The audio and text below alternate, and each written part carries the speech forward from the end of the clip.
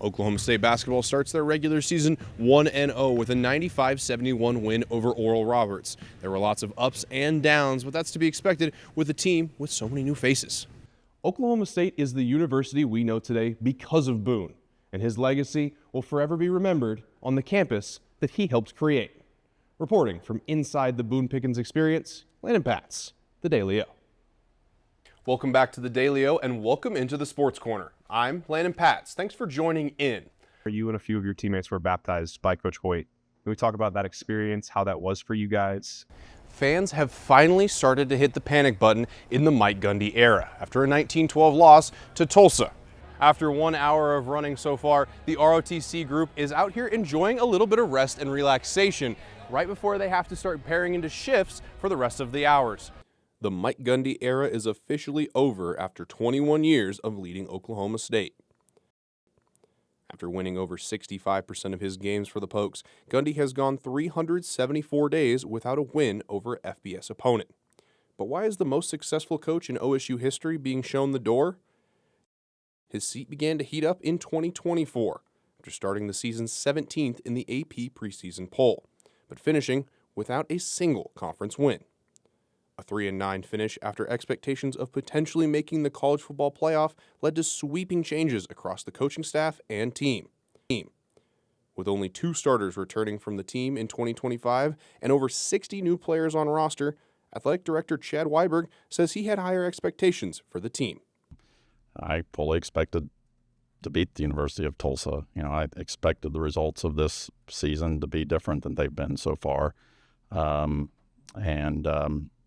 Again, that goes back to the expectation level that Coach Gundy has set for this program. We have higher expectations than that. So when it just appeared that that was not going to be met, I felt like for the good of the program, it was time to, make this decision.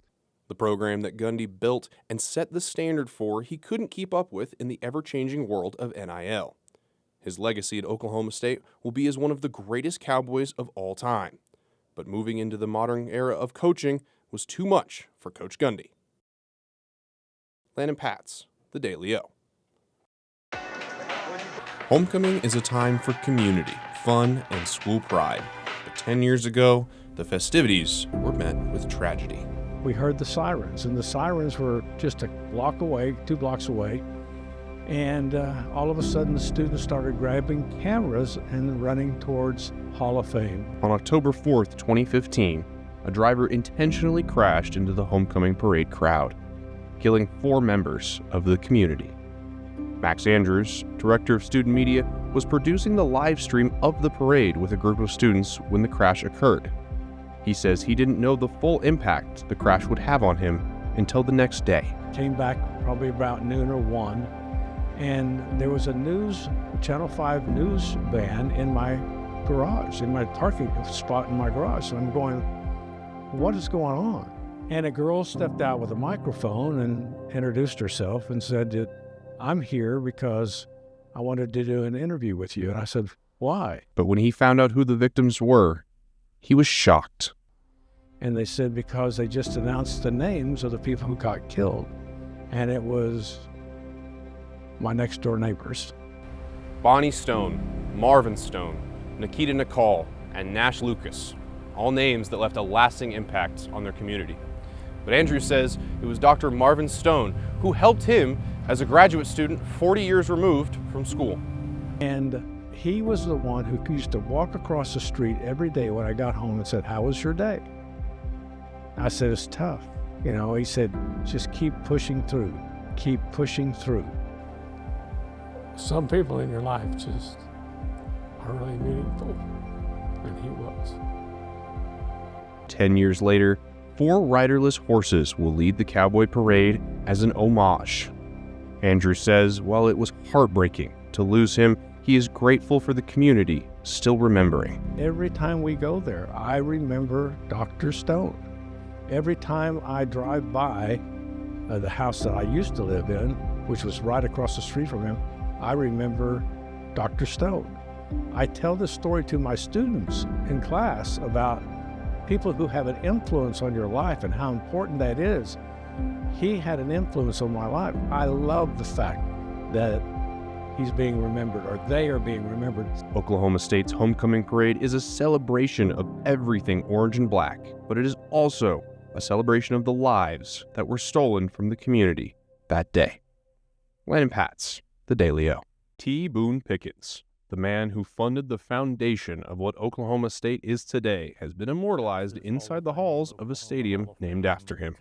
Pickens started his life in small-town Holdenville, Oklahoma. There were 4 people that really taught him his core values and really raised him.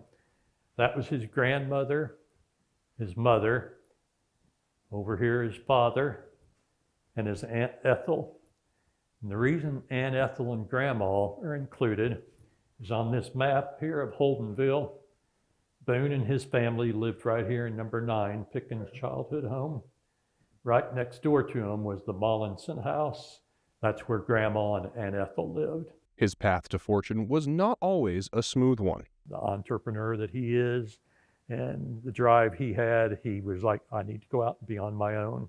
He didn't have any business partners at the time, so he was out on his own looking for business partners, looking for wells. He bought a 1955 Ford station wagon that he lived out of until he made enough money. As his company, Mesa Petroleum, grew, so did his net worth, along with the critics. Here in Oklahoma, he tried to take over Phillips Petroleum, City Services. These are editorial cartoons that ran in newspapers in the 1980s. That means most of these do not cast him in a favorable light. But what Boone and his staff did is when they would see one of these, they would reach out to the artist and ask if the artist would send them the original. His outreach impacted so much more than just Oklahoma State. These 2 walls in the back here are about his giving back. As it says up there, he was a committed philanthropist whose impact approached $2 billion during his lifetime. And his philosophy was always, I want to see the impact my money is making. I don't want to wait until I'm dead to give it to people. You can visit important marks, including his office and a recreation of his West Texas ranch. You can visit the BPS experience Tuesday through Saturday with an appointment.